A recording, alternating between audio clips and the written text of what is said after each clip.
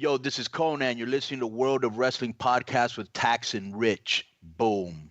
Hello, everybody. Welcome to the World of Wrestling Podcast. My name is Rich, and as always, I'm joined by my good buddy, Tax Williams. Hello, everybody. How you doing? I'm very well, man. I've realised that whenever we start the pod, I always lift my hands and go, hello, everybody. It's kind of like a weird, I have to do it So now. uplifting. I don't know what the cool. UFC fighter stance Well, today. You've had a hell of a week.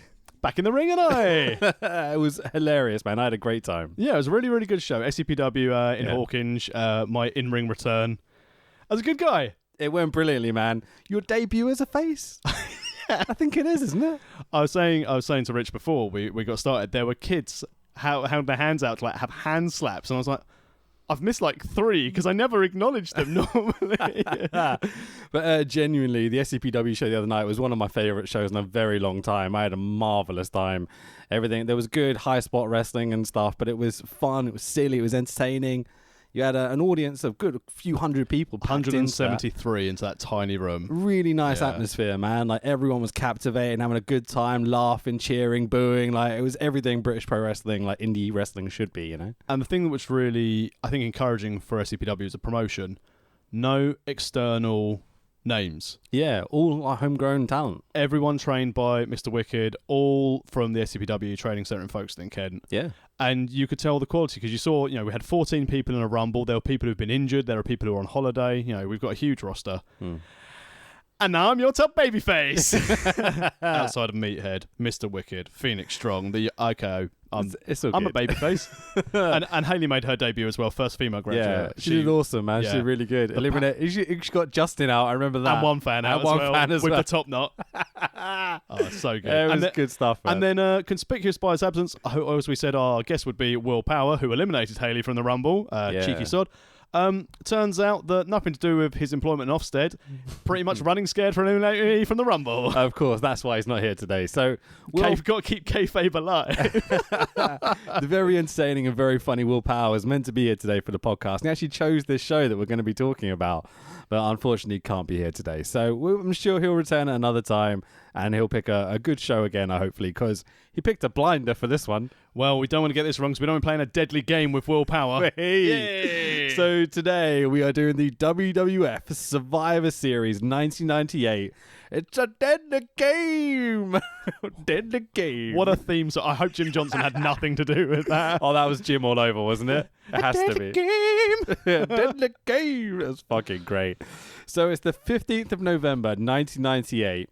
From the Kiel Center in St. Louis, Missouri. Not St. Louis, apparently. Apparently it's St. Louis, because everyone's pronouncing it that way, which I found interesting. Is that the Camp Nou? And the new camp, it's the right way of getting around. Yeah, probably. One of those things. It's a nice reference considering how Champions Leagues this show is. We'll get there. So the attendance was 19,322 sold out, apparently. Oh, I had 19,332. Mate, it's fucking huge. Yeah, absolutely rammed. So many signs. I'd be pissed off that I wouldn't be able to see what's happening in the ring. Oh, for sure, as a fan. But like this 1998, height of the Attitude Era, it's just brilliant. So we've got, basically this is a one-night tournament to crown the new WWF World Heavyweight Champion, plus a few other matches. I mean, we've had now 2 months at this period of time where we haven't had a WWF champion. Yeah, it's been 2 months.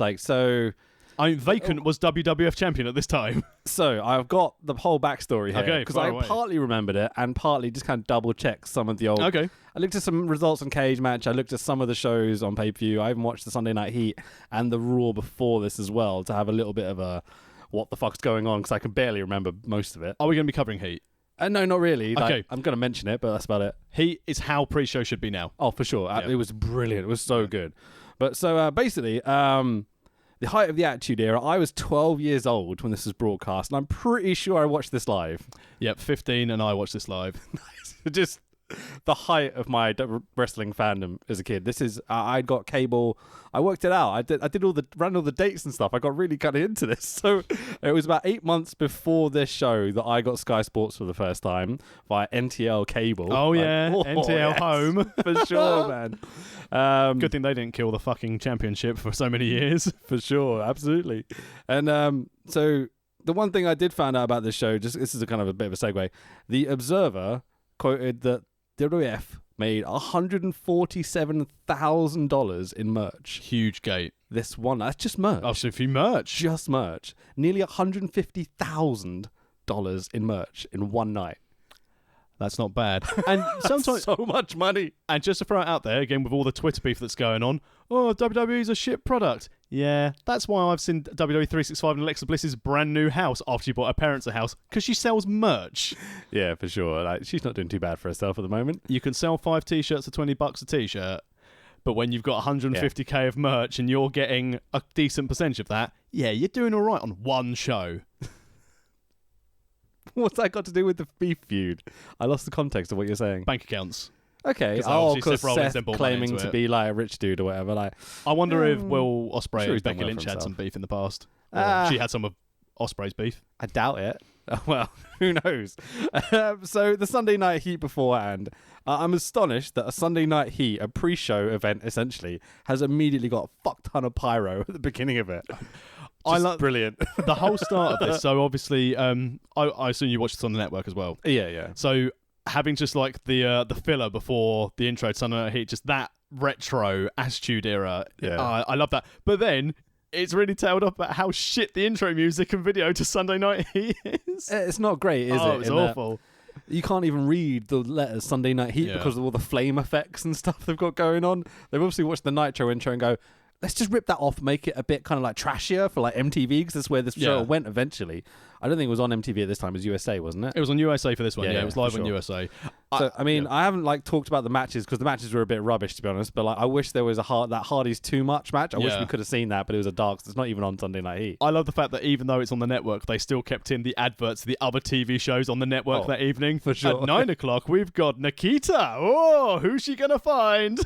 I marked out for that hard. That's brilliant. That's really funny. And some great Cornet lines, because this was also a couple. I don't know how soon after this was the WCW pay-per-view that went off air because it overran. Right. And like Cornet was like, "We'll be here at this time because we know how to keep time." Yes, Jim. Well done. Oh, that's great, man.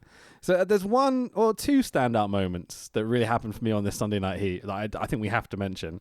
The first one's Farouk and Bradshaw debut as a team for the first time, beating down the DOA with black tights and kind of religious kind of hieroglyphic symbols all over their chests and tights. And I've always supported Ron Simmons for his lifestyle choices. But this is the first Apocalypse. The Acolytes. Acolytes, sorry, that's the fucking Disciples of Apocalypse. There you go, wrong ones, yeah. Yeah, the Acolytes, first time. Never before have I enjoyed watching the Harris brothers have the shit kicked out of them so much. Exactly, like Farouk beating the fuck out of these racist dudes at ringside. It's really good. Although at least Bradshaw went at one of them with a chair. At least Farouk was like, here's some stairs. Yeah. But the other thing was the blue blazer rappelling down from the ceiling. And it's like, it's so difficult to watch because you know in a very, very short time they're going to try this again. And it's going to kill Owen Hart. Oh, it's awful. But watching him do this gimmick, it's fucking hilarious. He's flying around like a piñata as Steve Blackman's beating the crap out of him and he can't get out the rigging and they just pull him back up. It's fucking... Owen was the best, man. He was fantastic. You can imagine like Owen talking through this backstage and be like, what we're going to do, right, boys? You know, it's just so funny. Piñata me, Steve. Exactly. Steve Blackman was probably too serious to go, what's a piñata? Doesn't understand, you know. Another thing out of Sunday Night Heat, I didn't realise or remember how huge Tiger Ali Singh was. He was a big boy. He's a big dude. He was never over. Oh yeah, he's definitely not over. He was shit. Even when he managed Chaz and D'Lo and they're like really racially insensitive tag team. Everyone wearing a turban, but none of them are Sikh in any way, shape or form. Not at all. It's an interesting choice, you know. But anyway, so basically this whole thing ends with a big, massive brawl at the end, like with all the guys that are going to be on the tournament. And it's a nice way to set up. It's just brilliant. This is how I said before, this is how a pre-show should be. They got over the matches. It was free. They had in-ring action. And if you're on the USA Network, you're watching the hottest thing on their network at the time because it was the biggest draw, I think, on USA in 1998, sort of ratings-wise. What, Raw? Yeah. Yeah, so if you're watching that and you go, oh, I want to pay $50 for this pay-per-view, and it finished off with a massive brawl, but it's put over everything that's going to happen. Yeah. Little vignettes going through the evening as well, through Heat. I was like, this is... Yeah, it's really good. It's a real shame that they should just do this for pre-show. Yeah, just have a little show before it, like an event with 4 matches on it, like get people on the show, get people like pumped up.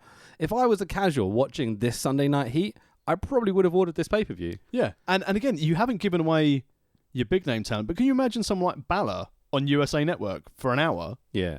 Like the UFC do it very well. They always have the pre-show where they have like 5 or 6 fights. Yeah. And the fights they pick are the ones that they know are going to be crazy scraps, just to get people excited for it. And that's what you want. You want the 205 guys, basically. You want the knockout. Well, that's it. Yeah. You start your pre-show with the 205 guys. Mm-hmm. You finish it with your main event angle. Yeah. And then you go into the show hot. And they've got Rock and Austin and Undertaker and Kane all coming out on the pre-show, building to this main event. And I'm not sure you should have them having matches on the pre-show, but you can have them doing segments and such and building the narrative to get to those main events, That'd be fucking great. And now you've got all the secondary titles, and there's so many titles. You could easily have... They've got 14 titles nowadays. It's disgusting. Ridiculous. But essentially like Ryback used to call himself the champion of the pre-show. Yeah. You could basically just have the 24/7 title on, because it's a USA Network thing. You could have it on there. And then I even started thinking, why do you fucking turn the first hour of Raw into the Heat pre-show for Monday Night Raw? Oh, that'd be great, wouldn't because then you can, I want to watch Monday Night Raw. Oh, I want to watch this. You can have your 205 boys on there so you can utilise more talent. Yeah. And then you've got just a 2-hour show to book. Brilliant, because you can have throwaway matches on Heat. Like Gary Lineker and Phil Neville building to the show, building to the match or whatever. Exactly, it'd be amazing. So in terms of building to this pay-per-view, we've got a bunch of storylines coming in, which I kind of went back and mostly remembered, but some had to check facts and stuff. So I'll quickly run through it so we've all got an idea of what the storylines are. Because this is one of those rare times where we watched all of this stuff around this. Yeah. Because we were kids. This is when we watched wrestling, when I started watching wrestling. I'd go in school and say, would anyone watch WWE? And I realised I had no friends, so I watched WWE. Loads of people at my school were into it. We've had this conversation before. Maybe it's like a North London thing. People actually gave a shit and talked about it or whatever. As opposed to croquet. Where's your lacrosse mitt? So, pay-per-view build, right? Austin beat Shawn Michaels at WrestleMania 14 for the belt. Austin goes on a rampage through 1998, feuding with Vince McMahon, essentially, is what it boils down to. And Mankind, and there's some bits with other people like Shamrock and Rock and stuff like that, but nothing really. It's mainly just Vince and Austin. Yeah. Vince essentially hires Taker and Kane to end Austin's reign, Brothers Destruction, all that sort of stuff. A breakdown 1998. Taker and Kane both pin Austin at the same time, and Vince leaves with the strap, flipping off Austin as he leaves. And you're like, I remember this so vividly, being furious that Austin wasn't the champ in this bullshit finish. I remember the Monday Night Raw afterwards as well.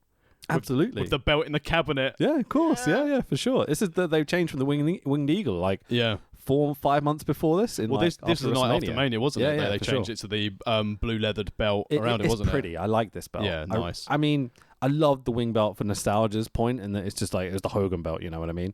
But it needed a bigger, more glamorous looking belt, and this one's gorgeous. This is, I think, my favourite WWF title of all time. I think it's because it was when I was in my peak and really enjoying it. Yeah. But also aesthetically, it's just gorgeous. It's really pretty looking. Bigger, looks like a championship belt, trying to compete with the big gold belt as well in size. Yep. And if you're a champion, you want a big fucking belt. Yeah. But it's still the Eagle stuff. It's traditionally WWE, it's what we all know and love and everything, but just improved, which is all you can ask for, really. Yeah. Top dollar. How long can we talk about a belt for? I could do this next half hour. New show. Jeff Hardy's TNA belt. Fucking hell, I think it was ugly. So The Rock is on the rise after his first face turn in the company. Traditionally, he's been like the big heel after coming in for the last year or so. And he's just turned face before Survivor Series that we're doing today. McMahon doing everything he can to stop Rocky. The Nation/Corporation guys, they haven't quite formed yet, but they're all there as heels. Who've been attacking Rock and Austin. Rock has this classic quote after Vince is mean to him. And he says, "I'd rather be the people's ass than kiss yours." Yeah. So his full face here, Rocky, But is he? Well, that's the thing is you saw in all the vignettes, case of he's going to do everything. He's going to do everything. It's like, For sure, yeah. So Foley is doing the corporate gimmick, calling Vince dad. Because this is amazing. This is after basically Shane turned around and did his little thing going, I could never make you proud. I could never good enough for you. Yeah, and then Vince McMahon sat there going to Mankind going, I may have lost a son today, but I think I've gained a son. And gave him the hardcore belt as well this time. That's his reward as well.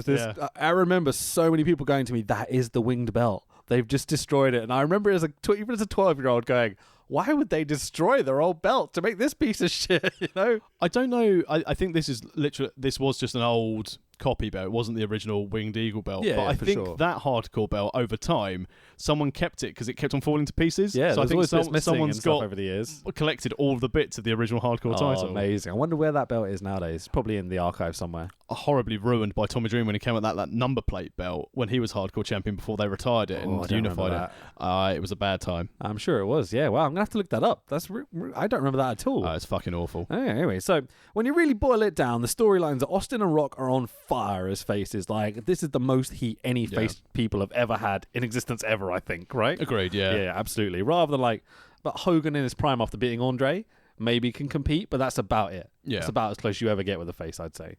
They're feuding with Vince. Shane is also feuding with Vince. Vince took away his corporate job and made him a lowly referee, so Shane's now a ref, right? Doing ring crew and all sorts is what they put over on commentary all the time. The other bit we need to kind of point out is Taker and Kane have been given buys into the quarterfinals, assuming due to taking out Austin previously, and now Vince wants those two to take each other out, and so they have to have buys is the gimmick they put over. Yeah. Doesn't make total sense, but we get the idea. And we've also had the as they put over on Heat as well, they've had the reconciliation between Paul Bearer and The Undertaker. So The Undertaker is now more heel, and he's done the fireball that took out X-Pac as well. Well, sorry, he ducked the fireball that was meant for The Undertaker from Kane. Really interesting in that you can see a lot of Russo influence in these storylines, even though he's kind of off to WCW pretty soon around this time, isn't he? Yeah. I'm pretty sure he was.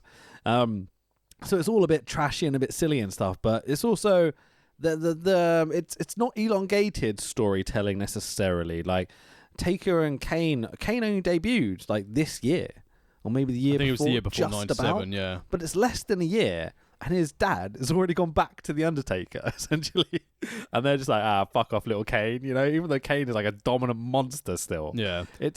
I would have liked this to have been a year or two down the line. Maybe it felt a bit rushed. I prefer the Kane who can't talk. This is my favourite version of Kane. Absolutely. He's brilliant on this show. Yeah. And he's scary and he used to terrify me as a 12-year-old. I remember a match with him and Foley on Raw where they had the red lighting and Mick was refusing to fight back because he was doing the anti kind of violent gimmick thing at the moment. And I remember genuinely thinking he's going to kill that man on television. Foley would have loved it. Yeah, exactly, because Foley was bumping like a beast and Kane would do try and make him safe. Foley would be like, fuck it, and just fly into things, and it's just terrifying, but really, really over with me. So anyway, right to our main show, Survivor Series 1998, Dead the Game. It's Dead the Game. Opening video package, the Whatever It Takes promo, with everyone kind of going I need to do this, I'll do whatever it takes to win the title tonight. Whatever it takes. There's a lot of that. It's pretty cool. All right, Ken Shamrock. Oh, whatever it takes. Yeah, all right, Ken. Adrian. I was pretty sure this is voiced over by Undertaker. Yeah. Because it's got his kind of drolly, kind of southern tones over the top of it. I'd say so. It's pretty good. It's not bad. It's done well. It's not the Ernie Ladd kind of what's the promo they always used to do with the guy sitting in the old seats? Oh, Freddie Blassie and all that. Yeah, the Legends promos. Those promos are amazing. They're aiming for that atmosphere sort of thing in the program. It's really cool. I'll stop going on about video packages, shall I? So there's some really cool stuff going on. Some really cool light move in the effects and the shadows and stuff. Really cool. Typical 90s smoking skull logo and the big opening stage with the giant skull on it and stuff. This is how pay-per-views should be, rather than Vince McMahon going, just save a couple of thousands, just use Raw. Let's just put different colours in the LEDs this time, Yeah. I want some sets back. This is really cool. It looks amazing. This is what makes pay-per-views. I know everyone gets really hyped for WrestleMania with what's the staging going to be for it. Yeah. But even this year's staging at Mania was a case of, shit. You've got a nice little video entrance ramp. The little wobbly pleather ramp all the way down, fucking disgusting. Oh, I'm Alexa Bliss. I've got a big podium to step up out of the middle, out the entrance ramp. All right, well done. Yeah, needed more, didn't it? Yeah. So, and Hulk Hogan was there, so well, that too. So there's fuck tons of pyro because it's the 90s, and obviously we need pyro on our show. And then the lights come up. And 20,000 people pop at the same time. And you're like, fuck, I miss 1998. This is so cool. The amount of signs in the crowd. It's insane. It's astonishing.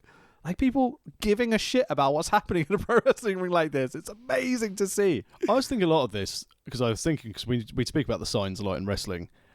The opportunity to be seen in the public eye, which has now been replaced by social media. Yeah. Because people aren't going to take signs now. They do their funny, witty posts on social media, and that's how they think they can get noticed. As we said, TV is a dead medium. So, did you see me on TV last night? No, I've recorded it. I'll watch it in 3 weeks. Okay. I don't think that's the only reason signs disappeared. I think people... And WWE don't accept the Sable 69 signs. There was so many of those. Fucking hell. But yeah, I don't know why signs aren't there anymore. I think it just kind of, the trend disappeared a little bit. And I think the audience got a bit older, to be honest, as well. I think the audience is a bit older, and now the new younger audience coming in, I wonder if WWE have a case of where you can't bring that in. Yeah. Maybe I take a step back there. I regret saying the audience got older because it hasn't. Like it's aimed at younger people now, isn't it? But there was a time period for sure when this audience, from 98, kind of started aging. Yeah, the 18 to 30 sort of demographic, and obviously the tail end of those are a case of, yeah, probably got to do proper jobs now. I can't be seen. What are you doing? I'm going to the wrestling with a big sign that says "Suck it." So, have you ever taken a sign to a pro wrestling show? No, someone bought a sign for me for a Tex Williams sign to a previous SCPW show. I took one show to, I think it was the first Capital Carnage, I want to say. Nice. That was a big tombstone with Undertaker and Paul Bearer on it, and I was like, yeah, I'm so cool. Goth Rich. We need to find that and see if we can find you on the network. Oh, no, I'm technically, I'm opposite the hard cam, but we're like off to the right-hand side, like a million miles back on the right-hand side. That's fine, we'll find you. In the cheap seats, you know. Anyway, so we've got JR and King on commentary. And what more to say at this time? Excellent. They both cared. Great, aren't they? It's just everything. They're so good at putting over whatever story's happening at the time and not being fed lines. Yeah, for sure. Being able to respond and react naturally. And if they are being fed lines, they're fucking good at covering it up. You know. I'm really glad that Vince McMahon was. That's probably it. Vince McMahon needs to be a key part of storyline, so he's not on headsets. Oh, that's it. Because he's outside. Because he's outside as talent. They can do what they want. Great. Yeah, that's why it sounds so good. So JR and King run down the brackets for this evening. The Fink Howard Finkel introduces Vince McMahon at ringside with the Stooges. And Vince is in a wheelchair. Do you remember why? I can't remember as such, but I think he was genuinely hurt. Yeah. At this time. So, do you remember the introduction of Mr. Socko? Yes. With Vince in the hospital and Austin and everything. The bedpan. Bong. That predates this, so that's why he's in the wheelchair. It's that whole thing where Austin broke his ankle or whatever, and they went to the hospital and did the Mr. Socko bits. So that's why. Okay. It's all good. So we introduce with a Vince promo, like cold entrance straight into Vince. Okay. So Vince introduces corporate mankind Mick Foley. He's wearing a tuxedo, has the hardcore belt, and an old creepy music. Like, this is such a weird time for Mick. This is when Mick had his normal entrance music, and then he had the really lullaby stuff for when he wins, isn't it? The creepy kids music whenever he wins a match. It's fucking strange, man. I've heard Mick explain this before. It still weirds me out seeing it. This was the one thing he pitched as the Mankind character, reading Have a Nice Day. This was a case of that was his idea, that he comes out with his dark music, he finishes with the kids' music, and because he didn't like the mask, didn't like the Mankind name, but this is the only thing they did that he's pitched. Because he's meant to be have a child's mind or something. Yeah. Isn't he? So he's got this beautiful he's in his glory moment. He's won a match. And Bray Wyatt. It's super creepy. It very much is. So Boss Man won't shake hands with Mick when Mick comes out, but Mick grabs his hand anyway and shakes it for him. And this Boss Man is fucking great on this show. It's like a dastardly villainous heel that gives no fucks about anything. It's really good when they brought him back that they had finally made him lose a ski mask. Oh, because he's been the first month or so just under a mask, and I'm like, that must be pretty warm. Sorry. It's just the best. The Boss Man's fucking great. Oh man, how good would have he been as a trainer if he was still around? Absolutely, man. Real big loss because he's so good here. Yeah. He's evil as fuck when he needs to be, and basically helped build Hogan. Yeah, for sure. Yeah, it's like the babyface, Boss Man. I love that character. And on to the heel Boss Man before he turns. Yeah, for sure. He was good as well. But for me, it's classic babyface Boss Man was where I loved him the most as a kid. Probably going to run over, but with best thing with Boss Man, when he started as a heel, they went to the old jail he was, and they had all the inmates say how he was horrible and everything. And when he turned face, they went back to the same jail and recorded the inmates going, "Oh, he helped me reform as a character. He helped me do this. Always considerate to our needs. Always willing to give us a second chance." Just the best, man. So Vince introduces Mick's mystery opponent for the night. Jump ship to the WCW. He did this, he did that. He's the coach of the blah blah blah Hurricanes. Where like gives this big introduction, and it's like it's Dwayne Gill. And you're like, oh, King is the funniest because he just goes, who? It's fucking great, man. So Dwayne Gill is hilariously happy to be here. He's terrified by his own spooty pyro, and you're like, this is so funny. Dwayne Gill was brilliant in that role. Yeah, man. I mean, you want to kind of go up to him at this point, seeing him not yet, and be like, just hang on, mate. You've got a gimmick coming that you're going to pay for years. You're going to be able to go to conventions. You're going to be able to work. That Gilbert character got over like fuck. And cruiserweight champion. Sorry, light heavyweight champion. Wasn't he a women's champ at one point as well? No, not Gilbert. No? That was Harvey Whippleman. Oh, yeah, it was. Yeah. So anyway, our first match of the Deadly Game Tournament, first round. So this is pre-quarterfinals. So we're still in like... What would it be? The last round of 16. Last 16 of the Champions League. There you go. These are the champions. Ba, ba, ba, ba, ba, ba. I'm just happy to be here. Imagine if WWE did a tournament and had that as their music, like when they ripped off Great Balls of Fire. For sure. So Mick squashes the fuck out of Dwayne Gill, as you might expect. 30 seconds. Yeah, for sure. Double arm DDT by Foley for the 1, 2, 3, and progressing into the quarterfinals as Mankind.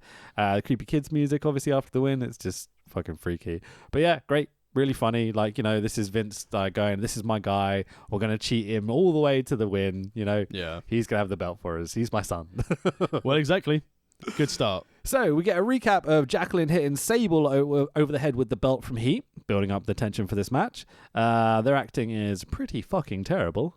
Yep, well, so's our acting in Playboy. Oh, for sure. Can you act in a Playboy? You could pretend, no. Just get naked, like... It's all good. I mean, Jackie did it at a UK show on a pay-per-view, on a UK only pay-per-view. Guess which show? The one you went to, Captain Carnage.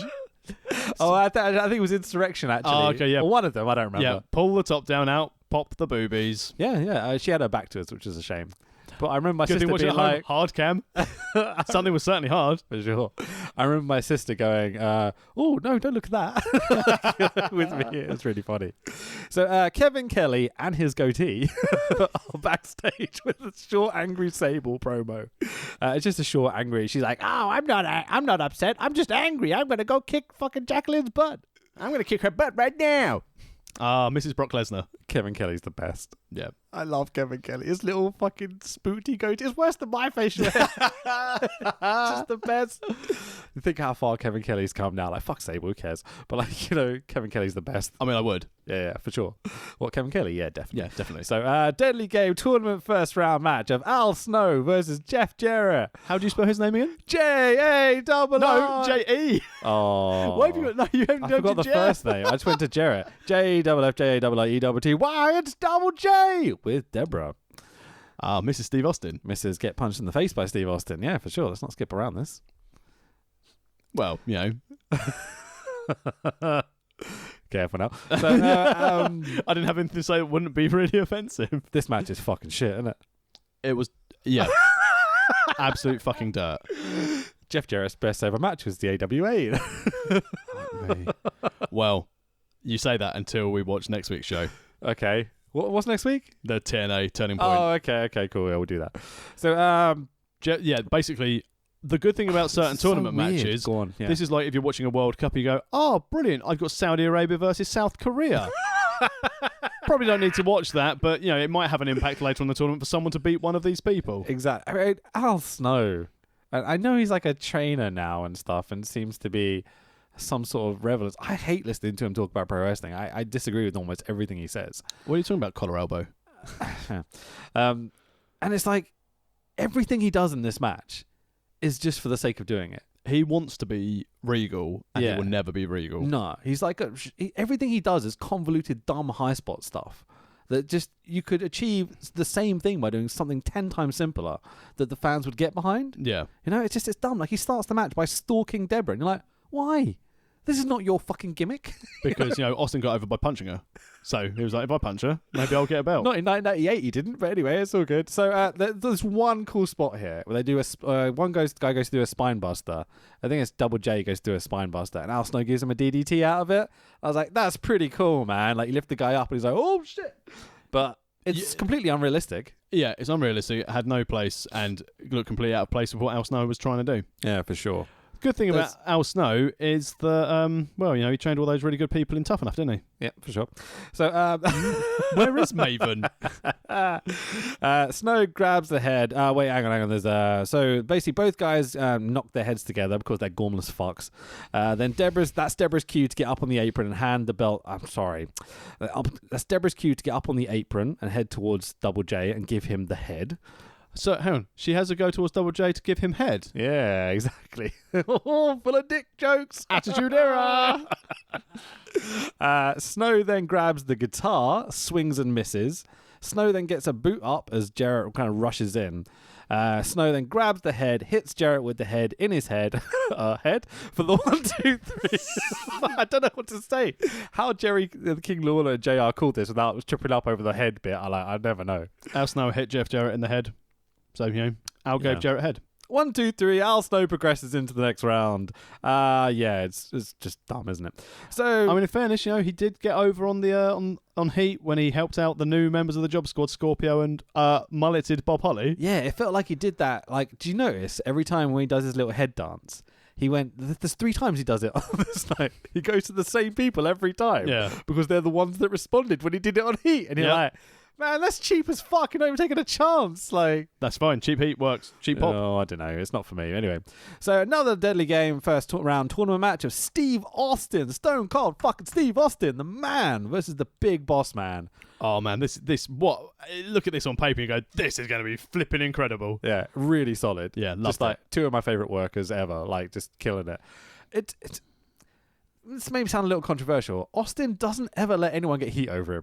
No. You notice this? He's more and more. Steve Austin. And as you said, all the way up and through when he refuses a job to Brock, that was it for Steve Austin. Yeah, but we shit on Hogan for this a lot. Austin's almost as bad. He's like never really taken a big fall, is he? And when you put it like that, when we go, Hogan's a massive racist, Austin's a lady beater. Yeah, he's not the most PC of people in existence ever, is he? But it works at this time in 98. At least Al Snow's not a racist or never punched a lady to my knowledge. You outside of the work a lick though. So. Yeah. So hey, you leave Leif Cassidy out of this. So 1998 Big Boss Man gives 0 fucks about you or anything to do with you. He's the best. Glass break. That music. Oh, that erupted. Oh, it's just wrestling heaven. It really is the best. Oh, it's so over. He's so over. And you could tell they ruined it when he turned heel, had the alliance, and they had the trying to speed it up. Or when they had H Block do his theme song. Yeah, for sure. I used to love that as a kid, but whatever. So just sometimes I get a little angry. Sometimes I get a little mad. Sometimes I do. Sometimes. It's great, man. So Vince is watching on a tiny monitor in the back, and it's kind of funny, like with his stooges and everything. It's really, really good. Clear low blow by Boss Man halfway through the match, and young Mike Chioda is like, I didn't see anything. Yeah. It's kind of, you know how WCW, they relaxed the rules about a year after this? Yeah. It feels like they're almost kind of there with this tournament. There's lots of bullshit breaking of the rules, and no one's doing anything about it. Many, many shenanigans. For sure. My 2 favourite tag teams, Tomfoolery and Shenanigan. That'd be a great setup. So, hello, young boys. Under the Masks at the weekends? Yes! Yes! I've got plenty of masks, mate. So, Austin stumps a mud hole and Bubba in the corner. Boss Man slides out. Austin follows. Boss Man smashes Austin in the ribs with a nightstick. And progressing to the quarterfinals via disqualification is Stone Cold Steve Austin. I mean, kept Boss Man strong, especially as he just returned to the company. Yep. DQ finished to get over the heel tactic of beating down the top babyface. Yeah. Tick, tick, tick for me so far. Just brilliant. Other than Jeff Jarrett versus Al Snow, but we'll ignore that because I tried to ignore it when I was watching it. You've got to try and make stars somehow. And, like, let's face it, Al Snow has ability at this time. Yeah. Like, when you watch him working in ECW, he's doing the crazy cool spots.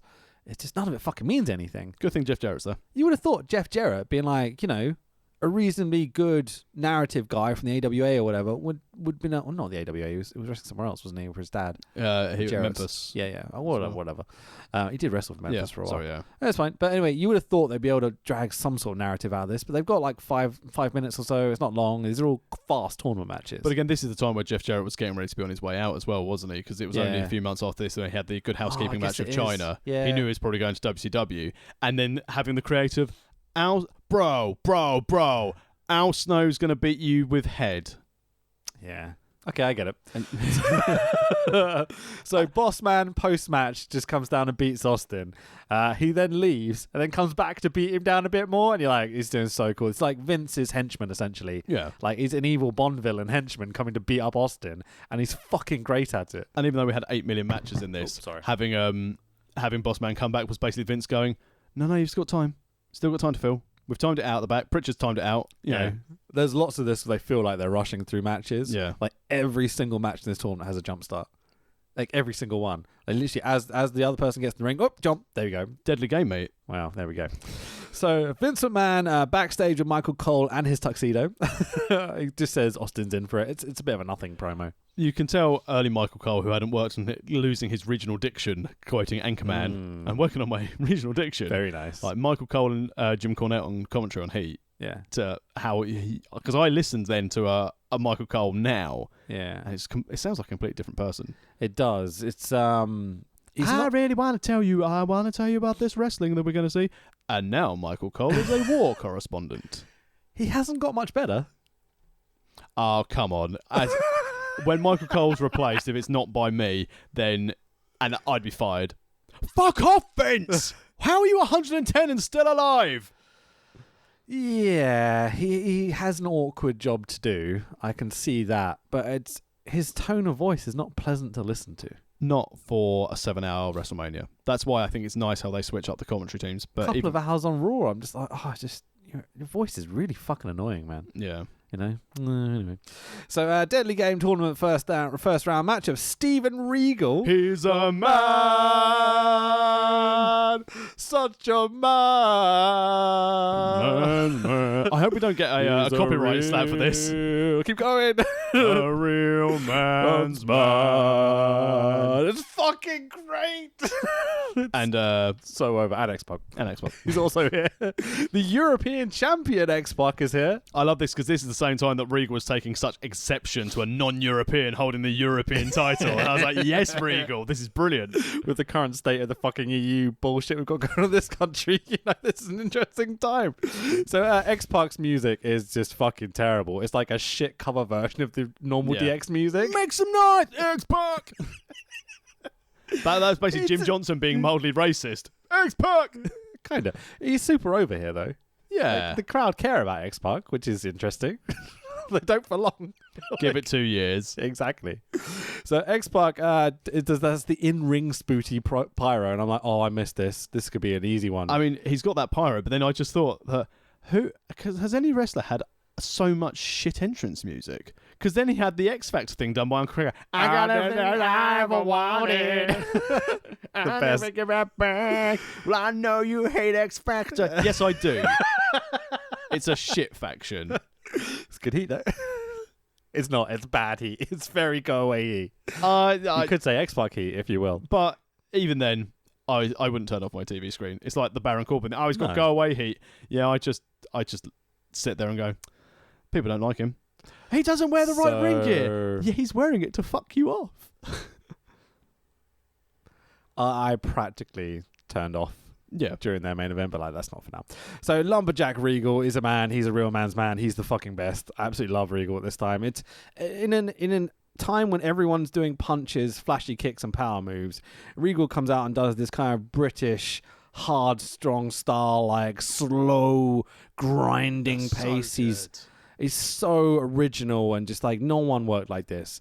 like Nigel McGuinness is the only guy that ever came close to the style that Regal managed to put through. And I think that's the thing you said there. The only person to ever come close. No one has ever been on that level or above that level. No one works like this. Yeah. Guys like Doug, Nigel, like you could say Finlay have elements of this. Yeah. Dragon tries to take elements of it as well, as you said before, but Dragon got pretty close to start. But like he doesn't have the size of Regal, so he can't do the big, strong, stiff stand there and forearm the fuck out of people, you know? Even just Regal's body stance is like a really strange fighting stance of how he's like slightly hunched over, looking uncomfortable in his own skin. It's like a case of he's going to knock your teeth out. But then when he sells, it's like he's been hit with a brick every time. He's like, raw. Like he's brilliant because he has that Blackpool Panto-y kind of evil villain thing going on at the same time.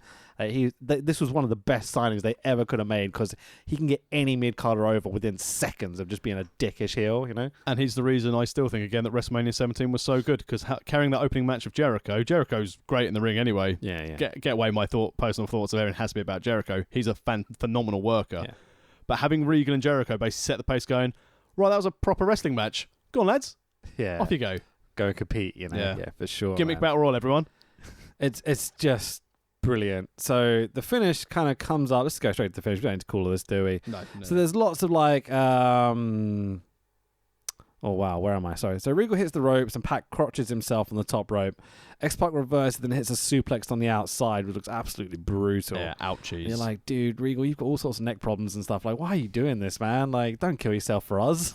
But this was also a time that was still a bit of a struggle for him, wasn't it? Because when he was the man's man character, this is when he was struggling with sort of his personal issues around this time before they went and made him get clean. He's said it a few times. He's a full-on drug addict at this point. Like, and you can see he's not all there. Yeah. There's times when they're on the outside and X-Pac's doing spots and you can see Regal kind of like wide-eyed looking around and then realizes what's happening and like, whoa, hello. I like to call that the, oh shit, did I leave the oven on face? Yeah, it really was. But around this time, this is like where Bruce Pritchard on Something to Wrestle With was essentially saying they signed him and they were like, oh, I'm assuming he's fit to go. Right. And a lot of the times they're like, he can't work. Okay, really that fucked up? Really out of shape, really not into it. I'm so happy he got himself clean because, I mean, think about what he's contributing now. I think it was a real shame that they had this like big drugs bust and he was one of the wrestlers involved in it because he was about to start his feud with Triple H after the King of the Ring thing in like early 2000s. And I think a Triple H Regal feud was something that would have been really nice to have. That villainous King Regal but and at the same Triple time, H. that bust might have saved his life. Oh, well, no, that's the thing, though. The problem was he was clean at that time. But because it was linked to what he'd had in the past, there was like, I think it was him, Kennedy. I don't remember this exact moment you're talking about, but I'm just going with it, but that's fine. So X-Pac hammers Regal on the outside on the floor. The ref calls for the bell and a double disqualification. And the commentators earlier in the night put over that if there is a double DQ or a double count out, the wrestler who would be meant to be wrestling in the next round would get a bye, which happens to be... Oh, Stone Cold Steve Austin! Exactly. So Vince backstage sends Commissioner Slaughter. Oh, I missed this gimmick. That was fucking great. We need commissioners back, definitely. Oh, yeah. Like Corbin could have been so much better if he was like the Commissioner character. Corbin. Yeah, that would have been funny. Constable is quite funny because he gets to say cunt on TV all the time. Like, it's what it is. Out to start the match over, and the winner will face Austin, obviously. They restart the match, but X-Pac has some weed to go smoke, so he's off to the back. It's awkward and a bit weird when Regal runs to the back as well, and the match doesn't get restarted, but the bell's rung, and it's just like, Vince is furious. And he goes, Austin gets a bye? And that's it. It's always difficult when you're in the ring and you need a poo. Oh, Regal running to the back. I need a poo. He's got the acid shits or whatever, you know, like, yeah. So, weird one, but like Austin gets a bye the next round. So there we go. So, Deadly Game Tournament first round match of Goldust versus the Intercontinental Champion. I forgot to say the word champion. Ken Shamrock. And I'm like, holy shit, done enough roids, Mr. Shamrock. You look swollen as fuck when he comes out. Kid needs maybe like a glass of water. Mate, like he's scary bulked. Like his arms are like the wrong shape. Yeah. Like you know how Scott Steiner looks alien almost. It's like someone's inflated his arms with water, but they've gone into the wrong pockets, etc. And like this UFC guy, you would have thought he doesn't need this. He's so angry and so fucking over his like this brutal mental will snap at any moment thing. Ken Shamrock could have been really good had he not been a lazy fuck. Yeah, his promo work's pretty decent. Yeah. Like, he can scream a promo, and like with the best of them, like he's okay. Yeah. Like, I don't But know. it was his backstage attitude apparently, and his I've got a house show in Tacoma Bridge. Yeah. Oh, I've missed my plane. I'll go and get the next one. There's only one plane to Tacoma Bridge every week. Oh, Shamrock's definitely one of those guys that's taken way too many hits to the head over the years. He's even at this point he talks and acts a bit punch drunk almost. one of the early followers of the Tex Williams on Twitter. The real Ken What? Shamrock. Oh really? Yeah. Ken Shamrock follows you on Twitter? Yeah. What the fuck? Okay, cool. Amazing. How did that happen? I have absolutely no idea because I looked at one day. I was Why like, does Ken Shamrock follow me? yeah, this was like 2017. Holy fuck! Wow, amazing. He's probably just fishing for like compliments or whatever. You know, I don't know. Anyway, so Mate, I wonder if his DMs are open. Maybe I'm getting to record a forward for the pod. that'd be amazing. Ken Shamrock, I love Ken Shamrock. So you can tell he's heel Shamrock because he's staring down fans at ringside, and Yeah. like face Shamrock obviously didn't do this. And then Goldust makes his entrance, and the 16:9 frame and the Yeah. productions, and it's so good, man. I love this Goldust gimmick. It's What a a shame it had character. it's cut off at the knees at one point because it was too controversial or whatever. I would have loved them to keep pushing this gimmick. Well, that's what the cut off because obviously they had the issues with Ahmed Johnson when Goldust gave Ahmed Johnson mouth to mouth, and it wasn't okay. planned, and Ahmed Johnson lost his shit. But there was supposed to be a thing that it was going to be a big time gay angle, and then they switched it to be Marlena to be the love interest. Yeah, going yeah. for it. And it's like, oh well, it could have been progressive, but again. Yeah. One of my favourite memories of Roddy Piper and the rip-off of the O.J. Simpson chase when they had their Hollywood Brawl Oh at Mania. yeah, that's a great match. Oh. That's a really good walk and brawl Yeah. sort of match. So, but it works really well. So this is a bit weird. It seems to be heel versus heel in this match. Yeah. Goldust is not a face, Nope. but is not as heelish as he was. And It's this is kind of a bit, pre-corporation Shamrock as well. Yeah, so you can see that him and Bossman, everyone, they're all being set up to be these corporate backup guys, like the Yeah. henchmen, and it works. But Goldust is kind of at a whim here. Doesn't really have much to wrestle off of, you know. No, I think a lot of this character, as you said, this is the stage where they're about to start turning it down a bit, Yeah, and then he starts coming out in like the multicoloured clothing after this with as well, I think. Luna Yeah. and does the whole Mero Sable feud as well, and it's, I remember it vividly, and it leads into WrestleMania 15, isn't it? Yeah. Or was it WrestleMania 14? No, it's 15 because Austin's already got the belt at this stage. Because Goldust is still Goldust at this stage. Either way, it doesn't matter. Yeah. But yeah, it's cool. So Goldust this match does its job. Like it's placed on the card. It's not too flashy. It's okay. Shamrock goes over. You know. And it had to be something simple after the dubious finish of the last match. Yeah, as of well. course. Yeah, for sure. So Goldust goes for Shattered Dreams in the corner. Kenny pulls the ref in the way. Shamrock dives off the ropes and hits a flying scuffed Rana. Like, it's pretty impressive. Yeah. It's a bit For shit. a UFC guy. Yeah, for sure. Belly to belly, ankle lock, tappity tap tap, and Ken Shamrock advances. One of the first matches, or one of the only few matches of this entire show that goes over 5 minutes. Oh, okay, nice. I saw that the main event's like definitely extended compared About to the rest of 20 the matches, minutes, but yeah. all these are very, very short Yeah. and flying through them. I don't hate it. It They're works not- as a tournament match for me. They're not like 1 minute WCW short Russo matches. They're like 3-4 minute matches. It's which is okay. It's like short story. Yeah, for sure. I've got a beginning, middle, end, and I'm fine with that. It's like if the match is short and then you've got a progression for it Yeah. or a purpose for it for later in the night. And when it needs to end quickly, there's always a purpose. There's always an interference, a moment, whatever. Surprise happens. roll up, something like that. Yeah, for sure. Like if wrestling was always like this, it'd be really annoying.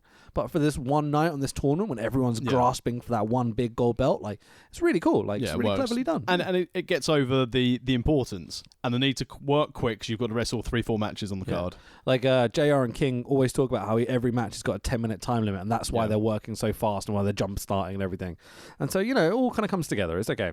Michael Cole and his tux backstage where Austin's conditioned after the beatdown from the boss man, so they're just putting this over, but he doesn't even get into the locker room. It's just Michael Cole backstage. I'm outside this locker room. Yeah, just filling, basically. Hang on, that's not even a locker room. What? It didn't look like a locker room. And there's times when like the Stooges and Austin and Rock are backstage like, at different moments, and I swear they're just in a corridor with a door that happens to lead to another corridor. There's like, fuck it, this will Yeah. do. But anyway, so another first round match of The Rock versus, it was meant to be Triple H. And I vividly remember this being like, oh, Triple H is coming back. Like, after this big injury, it's going to be fucking great. Because I was a big mark for Triple H at this time. But he is not here. So, I just gave it away, didn't I? Anyway, so... blah blah blah blah blah blah blah blah blah. So when the music hits, I popped so hard as a kid. I remember this. Like, you hear that boom boom. Are you ready? Yeah. You're like, oh, fucking great. I am ready. And then Pat Patterson and Gerald Briscoe come out, crotch chopping in their suits. They're like, fuck. As a kid, I remember being so disappointed. And it worked. Then it worked. Yeah, exactly. But like the right kind of heel heat.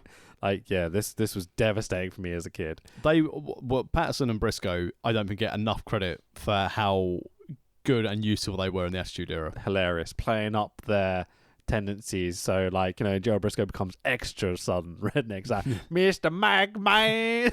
Yeah. Vince wants to see you. Yeah, Mr. McMahon.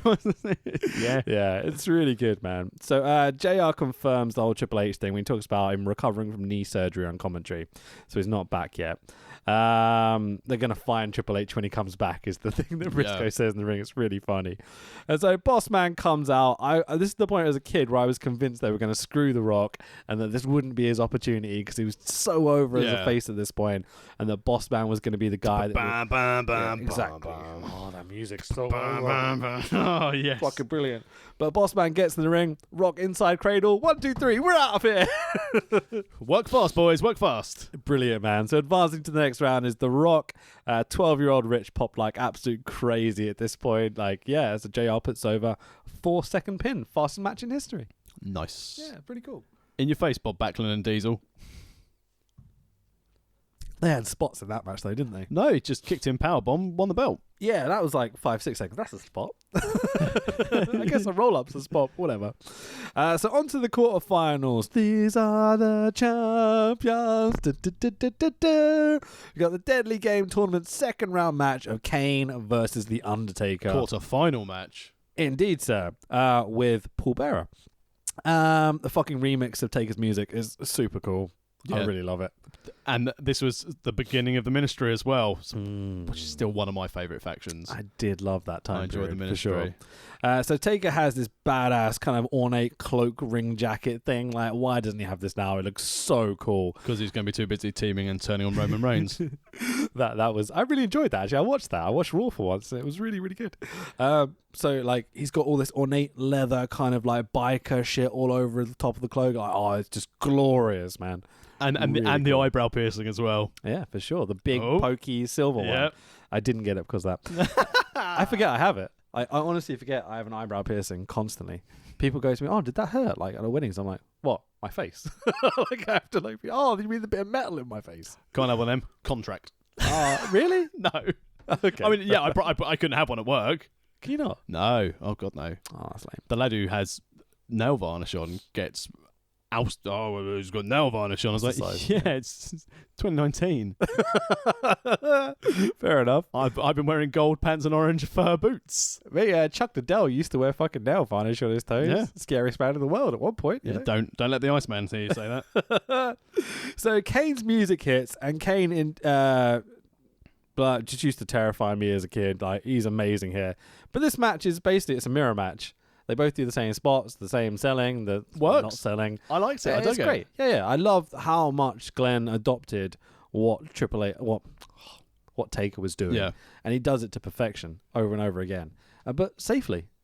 Are you trying to say that when Gallows was fake imposter Kane that he couldn't do this with the shit wig? Wasn't quite the same. So both go for the tombstone. Kane eventually gets it. Goldberg didn't. Do I mean chokeslam here?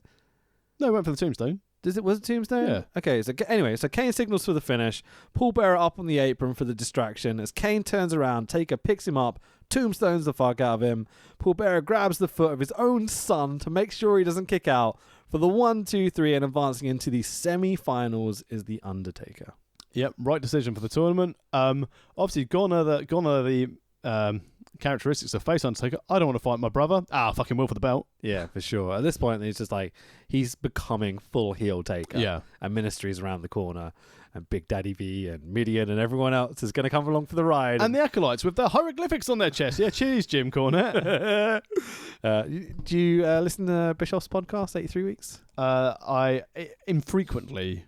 My favourite thing ever they talk about on that, which is like a running joke now, is that when Hogan was the third man for the NWO, there was a rumour that Dave Meltzer posted that Mabel was going to be the third man. Yeah, I've heard this. So that's the thing that Bischoff always comes back to. Is like, that's almost as fucked up as Mabel being the third man. I love the idea of the NWO doing that thing and fucking Mabel walks out in the purple bin bag. It's so good. The regal purple bin bag. It's fucking great, man. King Mabel was such an underrated character when they brought him out with like the 17 people carrying him out on the throne. He almost killed pro wrestling and killed those dudes who were carrying him. I'm like, fucking hell. You can see them wobbling as they've got the throne on their shoulders. Good thing when he was Big Daddy V, and then he was becoming like the what do they call him when he was the sexualized man in like the smoking jacket at the end? Oh, I don't remember. But they I remember the gimmick, but yeah. He did like a front flip leg drop off the top rope. Yeah. And I was like, oh, well done. He also injured a couple of people with that, but like, rest in peace, buddy. So Foley's music is already playing before Kane's even left the entranceway. We're rushing seriously now to get to the last few matches. This match overran. Yeah, for sure. So second round match, quarterfinal match, Al Snow versus Mankind. Mates. What does everybody want? Not another Al Snow match. But then would you like to see Jeff Jarrett versus Mankind? Probably would have been better than this. I think we've come to a conclusion that I don't recall ever seeing, other than the Kennel in Hell match, I've ever seen a good Al Snow match. Oh, and when him and Bob Holly threw each other into the river. That was funny, yeah. But I that's guess. about it from Al Snow. Yeah, one of my least liked guys ever. Has all the ability in the world, none of the understanding, and talks shit about the way other people pro wrestle. Like, he has one way of doing pro wrestling. It's like, this is how it has to be done. And that infuriates me because it's a performance art. He's a really poor attempted version of being Lance Storm when it comes to his training. Fucking A, man. Fucking A. So, Al attacks Mick straight away. Foley is still resting in a tuxedo. He's fucking great. And in slippers as well. He's hardcore. He's so fucking hardcore. Vince and the Stooges, Mr. Socko around the head. So, Vince is basically taking Mr. Socko, put it around the head. Al Snow doesn't seem to have realized that that's on the head. So Al goes for the headshot on Mick. Mick misses, I think, or ducks down. The head rolls to the floor. Mick turns around and goes, "Oh, it's Socko." Funny little moment. I remember this vividly as a Socko's kid attacking head. because the whole timing of it was done perfectly. Yeah. Like, Mick's reaction is hilarious. He's really, really good here. So Mick goes to town on the head, which is really funny. He beats it up and like punches it in the face, head, whatever. Retrieves Mr. Socko, double arm DDT, Mr. Socko mandible claw. Al Snow goes out as he starts smiling. It's like Mick pulls it out, and you're like, "Sell, motherfucker! You're meant to be dead." Like, I know he's trying to do his gimmick, like he's this crazy man. He's smiling and whatever, but No. it doesn't fucking work. It's terrible. Winner and progressing into the semifinals versus Stone Cold Steve Austin is Mankind. Thank fuck it wasn't Al Snow. Al Snow Austin in the semis. Yeah, you're right. Thank you. So let's find out who will face The Undertaker in the other semi-final. Our last quarter-round match of Ken Shamrock versus The Rock. These two work really well together for me. Yeah, really good mix. Probably one of Shamrock's best opponents. Yeah, like Shamrock doesn't always work with everyone. Rock doesn't necessarily always work with everyone. No, But this them was two good. together, they're fucking great. Rock as the face, Shamrock as the heel. Just, yeah, there's lots of history with the Intercontinental belt and that feud they had as well. Yep, good So, dynamic. yeah, these guys are easy to work together, I think, at this point Yeah. as well. Ken seems to have had a shower since his last match because he comes out dripping with wet. I think it must have been fucking boiling in there because they seem to be going back and having cold showers and such. I always like the comment from Punk's podcast when they were like, "I got loads of questions, and the main question I got asked is why is the Shield always so wet?" They're just like permanently covered by rain clouds, just following them around everywhere. So there's lots of "you talk too much" in this, like calling very, very loud spots. Huge spot calling. Yeah, it's very obvious. Arm drag! Yeah, the match is fun. But here comes Bossman. Long chinlock spot while Bossman prowls around the outside of the ring looking kind of mysterious or whatever. Float over DDT by The Rock. Rock teases mocks Boss Man. He kind of goes, big fat belly, who in turn distracts the ref. Rock then low blows Shamrock. People's elbow. 1, 2. Shamrock kicks out. It's a very big surprise to me. You know, it's the most electrifying move in sports entertainment. This is not a finish Not at this at stage, point. though. No. Yeah, it became his big finish. But yeah, it's always the rock bottom. And I like, let's be honest, an elbow is a bit of a silly finish. Yeah, but it got over. So it's a leg drop and it defined a whole generation, you know? Brother. Yeah, for sure. In fairness, no one's ever finished with a leg drop since Fandango did it off the top rope. True. And if you really put it out there, the whole thing, Okada does a clothesline as a finish. Yeah. This is the best clothesline ever. And it's the finish I always thought I would use if I was a professional wrestler. Fuck you, Okada, stealing my shit. Like, you know. He's a big listener of the pod. He'll be really happy. He's only the best wrestler in the world right now. But anyway. Or was that Seth Rollins, isn't it? Certainly isn't Ospreay. Him and his fucking 2-3-star matches. Hey, there was a tug of war on Raw. You watched it. I did. It was actually all right. Best wrestling on the planet. It was actually genuinely good because they started brawling and feuding afterwards and stuff. Yeah. Like, I was fine with it. Like, I'm okay with silly shit as long as it leads to something. Hey. You know, that's fine. Anyway, so Shamrock counters a rock bottom with a belly to belly, and I genuinely, as a kid, was like, oh no. Here we go. Again, they're teasing me, doing a really good job of it. Boss Man up on the apron. And this is where you start to be like, oh, here's the story. So Boss Man goes to throw the nightstick to Shamrock. Rock, one-handed, at a stretch, picks it out the fucking air. Like, remember what we were saying about black ropes? Now they're hard to see. Black nightstick, a tiny little thin thing. A Rock is the best, man. He grabs it out of midair, smacks Shamrock with it. Let me just check the finish so I'll just get it right. That is it, isn't it? So Rock nails Kenny with the nightstick for the 1, 2, 3, and winner advancing to to face the Undertaker in the semi-finals is The Rock. How did the ref miss this? Because he was distracted by Boss Man. Yeah, but still. Hi. Whoosh.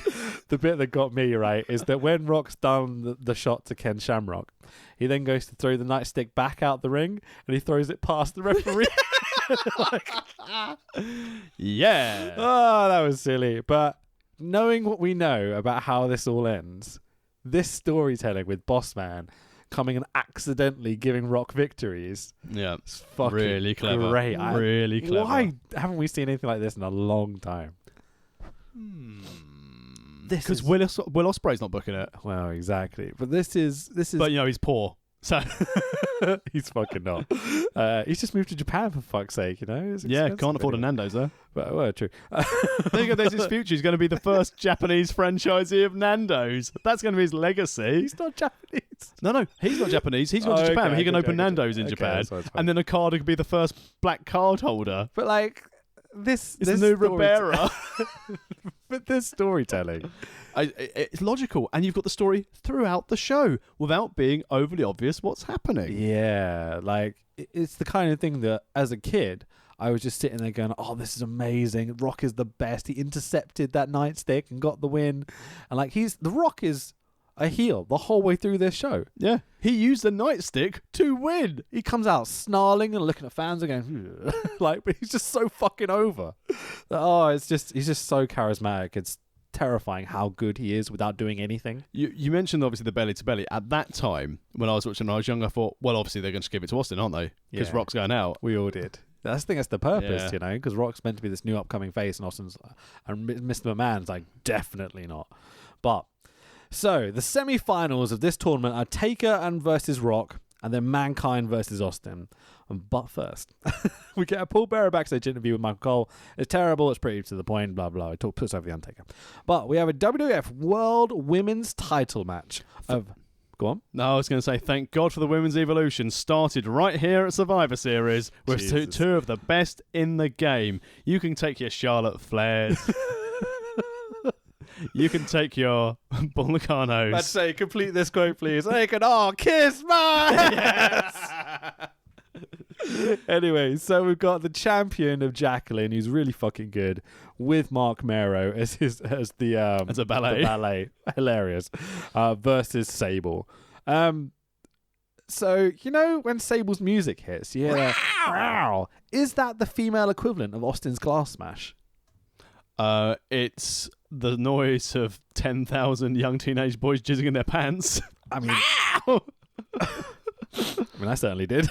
You know, Man, this is what my friends referred to as university friends as on mute. this the Sable Playboy is the first adult magazine that I bought, and there was some kid at secondary school, and I bought it off him for £5 underneath the back stairs of the atrium building. Fuck yeah, boy, well played. And went and gave that magazine a fucking hammering. I remember there was a kid at my school who was like £400, whatever, but was a wrestling fan, and we used to get along with him, even though he was a bit of a weird dude. It's a wrestling fan, of course it is. Yeah, well, extra weird, you know what I mean?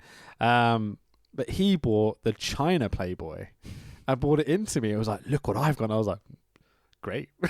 Like, this is not for me. Thank you, mate. Well, fair play to whoever doing it. Yeah, for sure. So let's carry on with the show. So the referee in this match is the best wrestler in the world. Shane McMahon is the ref for this. He's the best in the world. Considering what happens later in this show, this is great because you're putting him over as a legitimate referee for the company. He does a great job here as well, let's be honest. Best referee, at least he spots things, unlike Mike Chioda. His gormless look. I want this Shane McMahon back. Yeah, current Shane McMahon is fucking terrible. Can you imagine they put the belt on current? If they put the belt on current Shane McMahon, I may have to probably stop watching until Mania. If they do, it's their David Arquette moment. Yeah. It really will be. If they do that, they're going to lose viewership. I think so. Yeah, and times are not great right now. Well, the accounts say they're all right. Yeah, the arena's not so much though. Yeah, and anyone not see the taped out part of Stomping Grounds. Yeah, for sure. Anyway, so they've got this horrific music dubbed over Jacqueline's music, and I was trying to remember what she would have come out to Mark Merrow's music, surely. I don't know if she was coming out to pre-PMS music at this time. But as you said, yeah, the bad overdub for some kind of royalty they can't have. There's a joke about you jacking off to this, but yeah, I can't think of it because Super Quiz Cup 3 is coming up soon. Before we go into the finish of this match, I've been meaning to ask you something since the Super Quiz Cup 2. Here we go. Okay, describe how you met a girl at a wrestling show and ended up back at a hotel with her. Oh, from Super Quiz Cup 1? Yeah. So I've been literally meaning to ask you about this for years. Like, how does that happen? So, this was at the Sheffield Hallam. Yeah. When we were Monday Night Raw. So, obviously, I'm an idiot, but I'm wearing as much WWE merch as I can find. Okay. And I found like a polo top with like the Scratch logo on it. Nice. So I was standing there at the back waiting for people to come out for autographs, but I was the only one there and there weren't many people. Oh, like at the back of the arena after the show. Okay. Thinking there might be people coming out here, but there was no meet and greet. But I thought I'll just stay out and loiter around. Yeah. And then I essentially told her that obviously I was employee, told all the secrets and storylines that were going to be happening. And she was mildly inebriated, and I thought, sign the consent form. Always keep him by the side of the bed. Okay, let's skip over the rapey bit. Not rape. Absolutely. Like, amazing, because like, you told the story and it was your real story as part of your 1, 2, 3 R2-3 kid, right? Yeah. And like no one ever asked you about the details of it. Yeah. I was sitting there as a host going like, someone ask about the details, please, I want to know. That's why the second one I had to like encourage people to ask certain questions and shit. Cheers to the Travel Lodge outside the Sheffield Hallam. Awesome. That's great, man. I've been waiting to hear that story for like a year and a half now. So no, about a year. Best £16.50 I've ever spent on eBay for that polo top. Oh, fucking great, man. That's hilarious. So, back to this match with Sable and Jacqueline. There's a sloppy as fuck TKO by Sable for the 1-2. There was in that hotel room that night as well. That sounds really rapey. So let's skip over that. Or rapé. It's fine. It makes it continental, so it's all right. Fuck hell. This took a big, dark, un-PC turn recently in this pod. I mean, as you mentioned Quiz Cup, I thought it would be one fan Dan. So Mary drags Sable to the outside. Sable sounds like the Travel Lodge outside the ship. Stop it. So Sable low blows Mero, then Sable bomb on the outside to Mero, and you're like, dude, you've got a horrible history of neck problems. What the fuck are you doing taking power bombs on the floor? He left the seat up. Sable's like, you're fucking taking this, Mark. And he's like, I don't want to. Sable's like, you fucking will. Who earns more money now? I wish I never went used a fucking contract signing. Fucking hell. Mark Mero, man. What the hell's he doing with himself? Can you imagine had Mero not taken her to sign his contract? Yeah. And Vince McMahon would have been like, let's sign her. Yeah, you're right. Johnny B. Bad. Yeah. Let's do something for her. Has she not turned up in case of Mark Mero, WWE champion? Yeah, it's crazy how over Sable is. Oh, it's insane. Yeah, she's not like the prettiest woman in the world ever, but she's just typically that blonde girl next door thing that was really over in like the late 90s. Yeah, the Dawson's Creek style girl next door. Yeah. It's just she's the epitome of what like sexual representation would have been in this time, you know? Yeah, because Sunny was a bit too, fuck me, she's hot. Yeah. Whereas I think people like Sable because they were like a case of, I could get her. Yeah. We're talking more in terms of just like gimmicks than just how they look as well, you know? Oh, like, yeah. Sable was super kind of like almost conservative at times, Yeah. but then would just be fucking I'm going to kick their butt. Boing. Yeah. Oh, look, I've got these hands painted over my nipples. Exactly. But then Sunny was Me just too. like pure fucking trash. You know what I mean? Like the best. But like, yeah. Anyway, so the finish comes and Sable reverses a Jacqueline Tornado DDT and just power bombs the fuck out of her for the 1, 2, 3. And new WWF Women's Champion Sable, and I still want a Sable Bomb t-shirt. If anyone ever finds one, please just buy it. As long as it's like large or extra large, I'll squeeze into it. Okay, and it'll be fine. I will pay you good money for a Sable Bomb t-shirt, like the original ones. I don't want some fucking reprint. I want the fucking WWF Sable Bomb t-shirt with the logos on it and all sorts. I'll pay good money for one of those. The match is trash, but like, you know, it's going to be quite funny. It's going to be covered in dried jizz. Oh, probably. I know one professional wrestler that used to wrestle in one. It's Dan McCarby, who's a Canadian guy. He's a fucking amazing wrestler. At some point, we need to add 3-2-1 Battle to the list of promotions we need to look at. Okay. Seattle based. Cool. So yeah, really, really good. Like they have like guys with like microphones talking throughout the matches and such, and like a really robust like punk rock sort of atmosphere. What I should have done with commentary. Maybe like I don't know. I don't think it would add much to like SBW shows. I quite like how the environment there. Yeah. But there's something about that club feeling about having live commentators, especially ones that are like comedians. Okay. I think that works. You know, I think it's a really unique thing, and a whole bunch of pro wrestlers I really enjoy as well. So that'd be really good. Anyway, we're running a bit long here, so let's kind of skip through the next bit. So we've got a semi-final match of Mankind versus Steve Austin. JR and King now strongly putting over that Foley is the hand-picked choice of Vince. Because they were doing it earlier, but now they're really selling it because they want to get these storylines over. The match is okay. Austin's selling really, really hard his ribs from the attack from Bossman.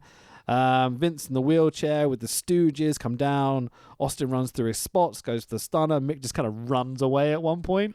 Austin's probably doing the most selling in months. Yeah, because he knows he's not going over, so he wants to look strong. Oh, my ribs. Exactly. Gee, Mick. Let's skip. There's a really fucking brilliant bit where Vince and Slaughter are across the ring from each other, and they're doing, you know, the baseball signs. And like, I had to throw in when I touch my belt buckle, not once, not twice, but thrice. You know, This is going to be a movie reference, I assume. that's Simpsons. It's Oh, all okay. good. they did a movie once. It's all good. So blah blah. Chair somehow makes his way into the ring as double arm DDT gets 2. Then Vince. Wait, hang on. Wait. I don't know what I'm saying here. So basically, there's a stunner for the 1-2. Vince in to break it up. Shane is breaking it up. No, Vincent. No, this was Vince to break it up at this point. Well, so Vince and Slaughter then attack the ref. Okay, as Foley's trousers fall down. Brilliant. Austin goes for a stunner, but no. Mandible claw locked in. You're like, oh. Austin kicks Mick in the balls as hard as he possibly fucking can. The poor bastard. For the stunner. And here's Shane McMahon in his zebras to count the pinfall. 1, 2, and Shane flips off Austin. And you're like, oh no, they screwed him. It was a work all along. As a kid, I remember being fucking furious. It's brilliant. Well played. They've spent so many months building to this.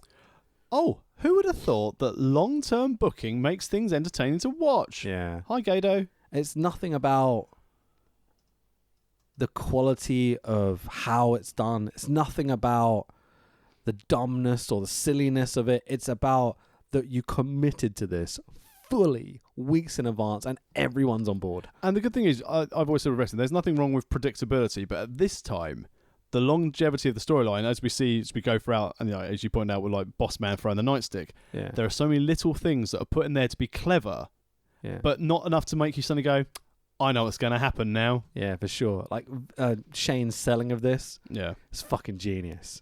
When he finally flips him off, he's like, Then Austin gets up and he's like, oh no, oh shit, what did I do? It's fucking hilarious, man. So Briscoe and Slaw in to deliver a pretty sloppy chair shot to Austin.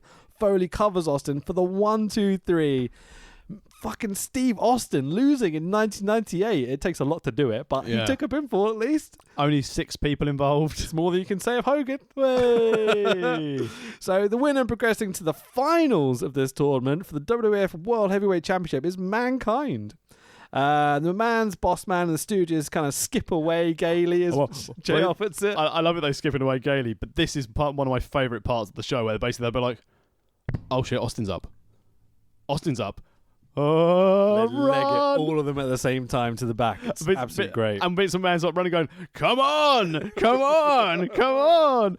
And like Boss Man, the only athlete out of them, having to then slow his pace to let people keep catching up with him. It's fucking great. But like, they're in this huddle, kind of like running away with like Shane in the middle of them, and it's like, we've embraced it. You did the job, kid. Well done. You know? I'm proud of you. I'm proud of you. It's brilliant, man. So funny. So Austin's in pursuit, but they get in the limo and they're all out of here. Then the fucking great moment of Austin dragging a lad out of his car, GTA style, just literally opens the door, is like, fuck you, and commissions the car as JR puts on commentary because he's a face. He doesn't steal automobiles. No, only Eddie Guerrero does that. He lies and cheats too. So JR and King on camera putting over the storyline. Really, really good stuff. And the last of our semi-final match to see who will go against Mankind in the final is The Rock versus The Undertaker. So immediately, big close-up of girl in the front row that has a sign that says, The Rock, lay the smack on me. Tasty heroin. It's not what she meant, was it? Who knows? These young kids, they're modern terms and they're crack cocaine. Well, it is 98, so... And they're spliff puffs. Spliff puffs. They done the marijuana. That's what the Honey Monster, when he was doing the sugar puffs, like got fired and went and did the spliff puffs instead for a more adult crowd. Honey Monster. So there's almost immediately walk and brawl in this match, as there was with a lot of these short tournament matches, but... This one's a little excessive, I found. Yeah? Too much. Yeah, a bit too much, but it is what it is. So The Rock does the whole tied up between the second and third rope spot that I absolutely detest.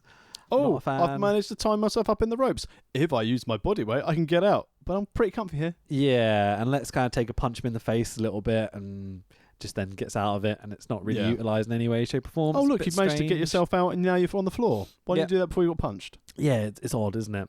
So Boss Man strolls down to ringside casually and like, oh, again, he's going to get him this time. He's definitely going to screw The Rock over. But, so Rocky mocks Boss Man, calling him a fatty again. Ref is distracted by Boss Man, so Rock low blows Taker, and like, deja vu a little bit from the last match. I mean, creative was good, but they couldn't work a different finish. There's a lot to work out. There's like 15 matches. And it's show. Russo, nutshot. Yeah, of course. So People's Elbow, Boss Man clips Rocky's foot to stop him, and considering what we know is going to happen, why did he do this? Red herring. Gotta plant it. I remember thinking it was a weird one.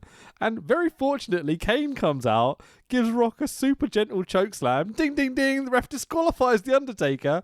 And our winner progressing to the final versus Mankind is The Rock. Taker and Kane then brawl through the crowd afterwards, and it does its job. But yep. And again, we're prolonging and advancing other storylines. Yeah. Well done. Layering. This is the only bit that I was a bit like, I'm not sure this works towards the actual, Undertaker wouldn't want to be pinned in a semi-final. Same thing as Austin wanted to have 6 people do him over. Got to keep the Undertaker strong. But why would Boss Man grab Rock's leg? The red herring. Because at this stage, if people are like, he's low-blowed him, and like you said, it's the same finish. Yeah. Is Boss Man helping him? Oh, hang on, no, he's not, because he's actually touched The Rock now. But it's very convenient that Kane then comes out to sort it all out. Yeah, just, hope spot. Yeah. Was there any other follow-up with this? Like, I don't think so. Vince sent Kane down or something? No, I don't think so. Because he did join the corporation at some point, didn't he? Briefly. I think it was, he then just immediately turned, didn't he? Corporate Kane. Yeah, I think it was like a week or something. Yeah. But it doesn't matter. So, Mankind backstage interview with Michael Cole and his tuxedo. If you smell what the sock is cooking, and then Michael Cole does a meme face towards the camera. He's like, You're like, no, Michael Cole, just stand there, hold the microphone, do your fucking job. You're a war correspondent, man. Where's your coal mine? It's so cheesy. Mick Foley doesn't need Michael Cole to make faces. No. At all. The Rock needed Coach, but Mick Foley did not need Michael Cole. What? No one needs Coach. What are you talking about? Because of all the dick things he did to Coach were hilarious. Oh, actually, yeah, that was quite funny. Yeah. That's probably the best thing Coach ever did. Yeah. I couldn't blow my nose, excuse me. Outside, one of the other things, on the subject of backstage interviews, so obviously, Coach was important. One of the other things that got The Rock over was his little thing with Lillian Garcia.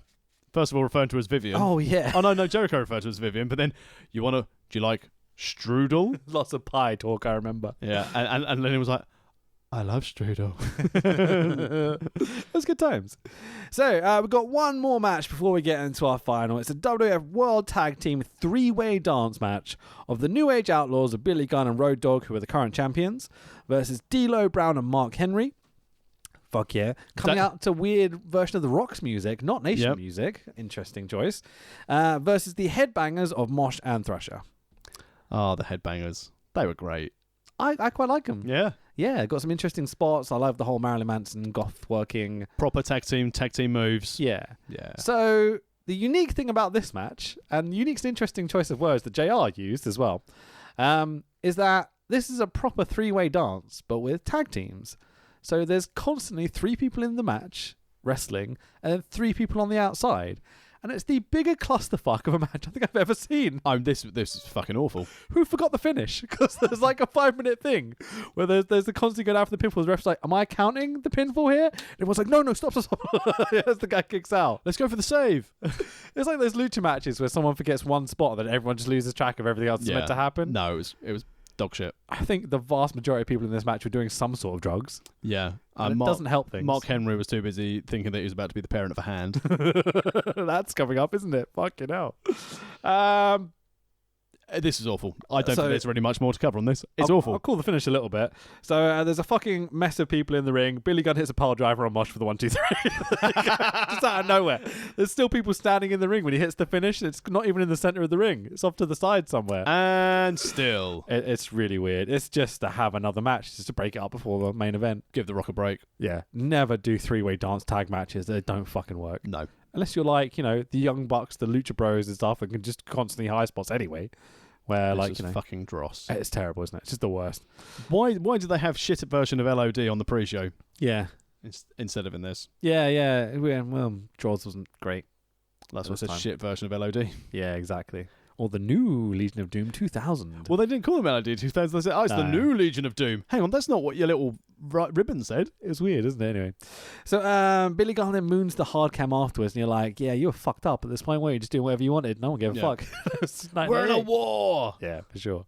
So, our main event of the evening, the finals of the Deadly Game tournament for the WWF World Heavyweight Championship.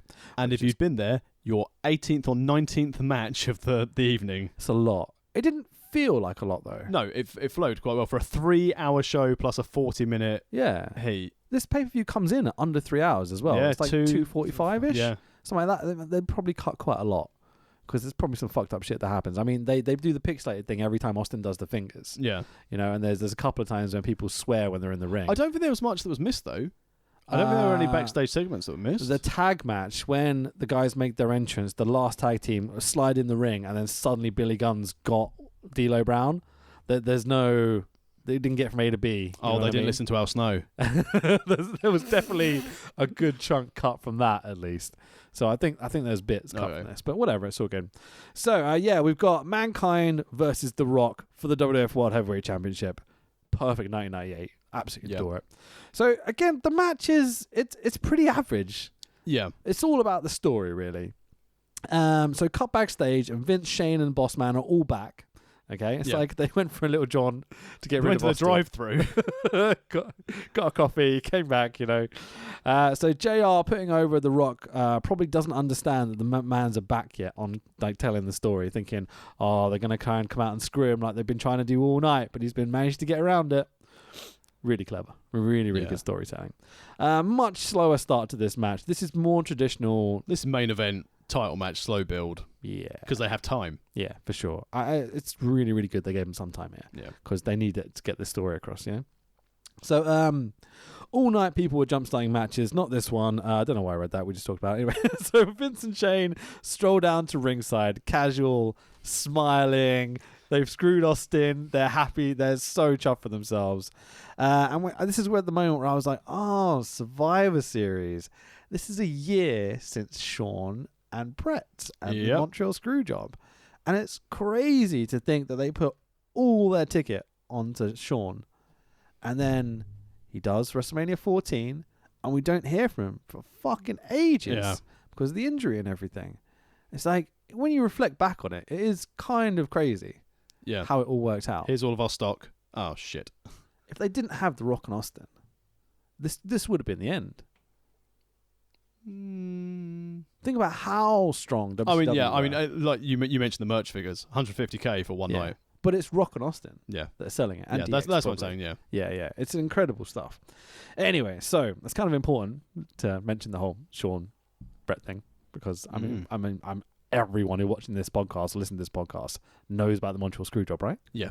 I wonder if there is one person out there that doesn't know what we're talking about.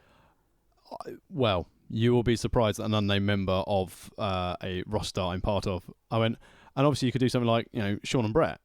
The Screwjob. The what? Okay, there's 3 candidates. Which one? I'm not going to name it, but I guarantee you it's one of the 3 that... I've muted the stream. Which one? It's muted. I promise you it's muted. My favourite. Which one? It's muted. Tell me. Really? Okay, that guy. But the Shield are good.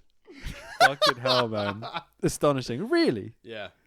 How can you be a professional wrestler and not look into any of the history of it? He started watching when the Shield came in. So, fucking kids. So, not one you screwed Brett chant all night at Earl Hebner. You noticed this? Maybe it was edited out. Maybe it was. I was thinking this. Yeah, it's really interesting because Earl's reffing this match. There's not one mention Well, no, of he Brett didn't because Brett screwed Brett. Yeah, of course he did. So lots of walk and brawl to the outside. Since when would this match no DQ? Because Rock clearly whacks the steps into Foley and then just clocks him with a chair over the head. Can he do that, Joey? They're standing in front of him for fuck's sake. So Foley casually drops a cactus elbow from the hardest part of the ring to the floor to no avail because they had no build to it. He's just a madman. He'll do these high spots like it's fucking nothing. Get your shit in. Like, you see the way he walks nowadays and you're like, this is why. Yeah. Landing on your hip like that over and over and over every night. Like, fucking hell, man. But on the plus point, look at the size of his bank account. Ah, for sure, yeah. So, Mick, I was thinking about this the other day, right? I feel like I owe Mick Foley a lot. He's basically responsible for a vast majority of my wrestling fandom. Yeah. Like, I feel like, if I don't know, I saw one of his kids in trouble, I would sacrifice myself for them to repay him somehow. I think Noel Foley's also doing all right, and Dewey is on the creative team, so he definitely, I just let him go. They're all doing pretty good now, it seems. So, no, just let Dewey go if he's on the creative team. What do you mean? Well, just let him get hit by a bus. One less person on creative. Maybe it'll be all right. Okay, yeah. Maybe he's like the one shining light that's doing good shit. Him and Dana Warrior. It's all good shit. So, I really wish it was the Attitude Era so we could have Bray Wyatt's Vince McMahon doll say, "Oh, that's good shit." Did you see it the other day? I haven't seen it. I've seen the little Easter eggs in Raw when a couple of characters have been like just peeking out. Yeah, like, yeah. Oh, that's very nice. And they were on SmackDown last night as well, apparently. Cool. It seems like it's going somewhere. It needs to. Like, now, it's been a while. It's starting to lose the heat a little bit. Yeah, but the problem is as soon as he wrestles, they'll fuck it. It depends. Just put him in NXT. Oh. Just put him in Interesting NXT. prospect. They're never going to do it because they won't. Yeah. But put him in NXT and let him do it. Who can you feud him with? Well, in NXT or in the main roster? Just on the main roster. I just needs to eat someone straight away. So, like, make him run through someone like Sami Zayn straight away, which would be a shame, but Zayn would be able to recover. Yeah.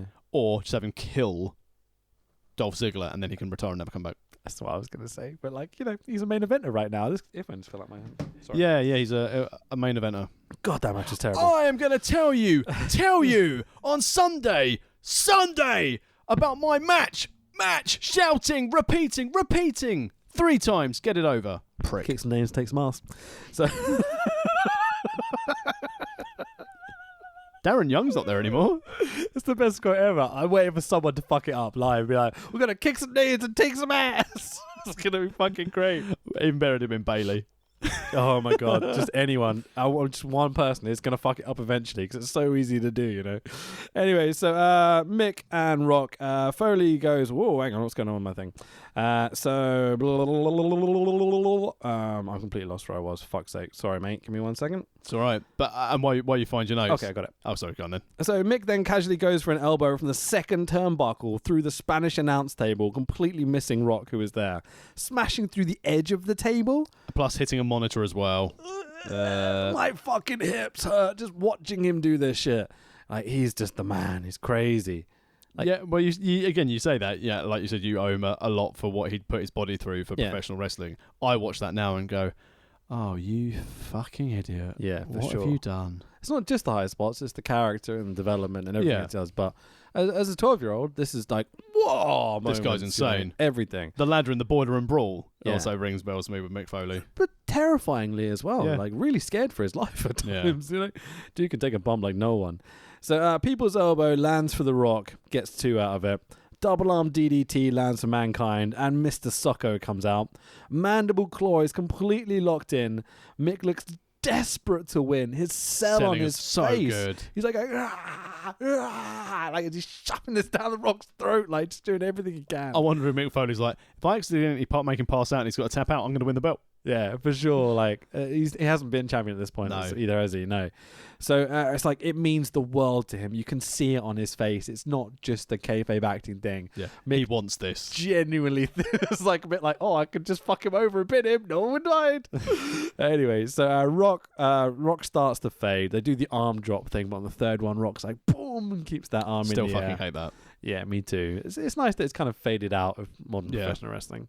Cut to like another podcast. I'll probably like, I love it when they do that arm drop thing. I'm so inconsistent with it. But it works in certain matches and styles. Yeah, here it doesn't even get a pop. Imagine if they were like, oh, Ricochet and Ospreay. 1. 2. Oh, he's still so strong. 450s. Which it wouldn't make sense. Don't buy your mansions though, does it? So rock bottom. Bit of a delay while both guys sell on the floor because no one kicks out of the rock bottom straight away, obviously. But the 1-2 and Mankind kicks out. And at that stage, you're like, oh, shit. Yeah. Then Rock turns to Vince McMahon, looks deadly serious, raises the people's eyebrow towards the hard camera. You're like, perfection. He looks directly at Vince and something's happening. And even as a kid, I remember going, what? Like, as this was happening. So blah blah blah blah blah. So Rock would be like, what? what? Rock locks in a sharpshooter at a Survivor Series 1 year to the date after the Montreal Screwjob.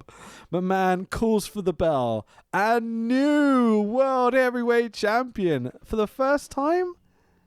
I think this is his first win. Yeah. The Rock, and oh my god, the heel turn with Vince and Shane jump in the ring and they all hug and stuff, and I was like, fuck you. As a 12-year-old, this destroyed me. So good. I remember for weeks thinking about this and how much I hated it and how much like I trusted The Rock. The Rock was going to be the guy, you know? And he fucked me over. Like, but think about what this sets up. I mean, on the plus point, he's never going to leave. Oh, wait. Hollywood. There's still a while before he fucks up. But this moment. This was the catalyst. This was the, right, if we're going to Fast and Furious it, because you know, he's in that, press that NOS button, and off they go. For me, there's 2 moments that define the Attitude Era. Austin beating Shawn, WrestleMania 14, and this heel turn. Because now we can do Austin Rock, with Rock as a heel, Austin as a face. Yeah. This is the Attitude Era. This is, without these 2 guys, we can't do any of this. No. But I would also go back and I'd say that the Attitude Era started 1 year previous. The Screwjob started the Attitude Era. Oh yeah, for sure. But but that's like the setup. It's not defining the feel and the attitude of what it was. But you know, the Brett screwed Brett, Vince McMahon. Then that's it. The corporate character Austin and McMahon feuding, and as you said, they needed something because they can't keep going to beat up Vince McMahon for 2 years. But this was it. Poor Vince. The turning point, the corporate champion. Genuinely, the match is a bit, but like the ending and the finish and the storytelling, the way everyone sells it, it's fucking perfect. But that's what this is the thing though about pro wrestling in the Attitude Era. You said the match quality was dog shit. Yeah. In a lot of instances. It's pretty bad. Well, that's the thing though. If you go back and you think about it, and everyone's going, and I don't disagree with Seth Rollins. I know I've joked about it. They do have the best in-ring stuff now in WWE they've ever had. Yeah.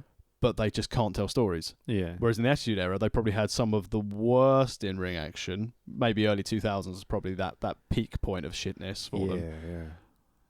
But they still can't tell stories. Yeah. Attitude Era worked on, like we enjoy, story-based wrestling. Yeah. You don't get me wrong, we like Spotfest, but story-based wrestling has us invested. And as you said, I agree with you. This was a turning point for the story. Yeah. For me, and we've talked about this before. Like I talked about it a little bit earlier, in that I like uniqueness in professional wrestling. I like when stuff is different, weird, creative, whatever it may be, you know. And it can be funny and dumb and not make any sense, like realistically, and I'm still absolutely love it. But it's all about how you execute what you're doing. You know what I mean? Yeah. Yeah, this is just really, really fucking good, and they just nail it over and over and over and over again in this kind of time period. You know? Wait, Sonny wasn't there? But there's times like when Vince is cutting promos during this show where it's carny, it's on the fly, they're making shit up. Yeah. But it adds that edge of just like you've got the air of realism. Anxiety and realness to everything. You know, it feels like it could fall apart at any moment. Yeah. And it's just when it comes together, fucking hell, it's good. Good. Isn't wrestling good when wrestling's fucking good? For sure, man. So let's just talk about the end of this show, and we can go on about a few bits. So, blah, blah, blah, blah, blah. Sorry, I put my notes down because I'm an idiot. So, Rock is locked in the sharpshooter. The Vince and Shane and everyone jump in the ring. The 1, 2, 3. Instantly into a Vince promo running down the fans and mankind, talking about how he's gullible and an idiot and all this sort of shit. He puts over how they screwed Austin, and Shane reenacts the non-pinfall from earlier. It's really funny. Where Vince is talking, Shane goes, as he's doing it. Oh, it's so good. I bet that was good listening for the audio listeners. So Vince puts over how much The Rock hates Austin, setting up what is inevitably going to define this generation almost. Foley looks confused, grabs the mic and starts saying, but I can only win or lose by being pinfalled or submitting. And then Vince is like, just get this, and then Rock smashes Foley over the back with the belt. Nice and protected. At least it wasn't a chair shot. Of course, man. Oh, fucking hell, what's coming up in a few weeks after this? Yeah, the 14 chair shots of like Beyond the Mat or whatever that documentary is. Is it Beyond the Mat? Yeah, it's Beyond the Mat. Oh god, that's bad. So Rock bottom for good measure. Vince puts the belt around Rocky's waist as Shane announces I can't do it up. And Rock's like, fuck this, put it over my shoulder. And out of the shadows of the entranceway, it's Austin, he's back. Huge pop. Rock and Austin brawl in the ring, starting something absolutely beautiful for the future. Stunner to Foley because, well, you know, it's he's Austin. there. Exactly. Hit Austin's music and we're out of here, boys. Fucking brilliant. And considering the in-ring quality of this show was a bit dire, what a fucking brilliant show. I enjoyed every moment of it. Even the trashy stuff with, like, you know, the Goldust, the Jarretts, the Al Snows that I'm like, not a fan of necessarily at this time. Needs it. It's still brilliant. Everything has a purpose. It's story. It's silly. Everyone has a gimmick that works. You know, it's not overly done. It's not too convoluted ever, but it's all just really good. Do you think that for our enjoyment, professional wrestling misses being a TV-14 product? I do. Yeah. I very think that's not good English. I think AEW will be TV-14. Yeah, I think so. I would prefer to watch week in, week out. I'd prefer a level of Breaking Bad, Game of Thrones, sort of swearing and nudity and all this sort of shit. I think it needs to be an adult-orientated product, you know? And I think it will be. I think AEW will be. But that's not, again, saying that there's not going to be something for a WWE to maintain that young fan base, but then it's just something for the fans to mature to. Because as you were saying, so if you're watching WWE during the Attitude Era, it then starts to dumb down a bit, and you want something to then be able to move on to, but you don't have a competition. That's why people flock to the indies, because you could have that level of Attitude Era. I definitively don't want WWE to go down that route. No. I want them to be a family-friendly product. We need to have a reasonable face on the front of everything. Well, that's the thing. They need to be the mainstream, the name for now. And there seems to be, like, listen to Meltzer and Alvarez during the week and stuff. There seems to be two very different audiences out there.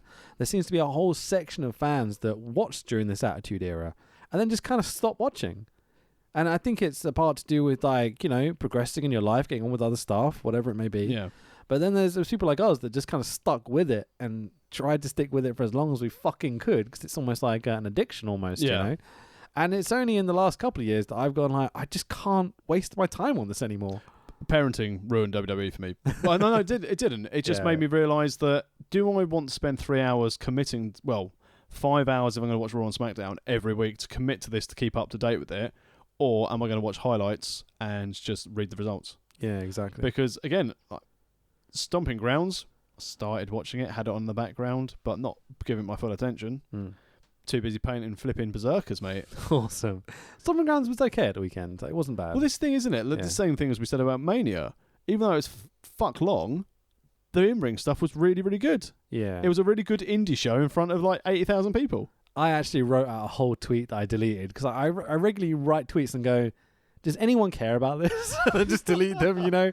But basically what I was writing to myself almost was, you know, Seth Rollins is going on about how this and whatever, and like competition, them versus us and all this sort of bullshit.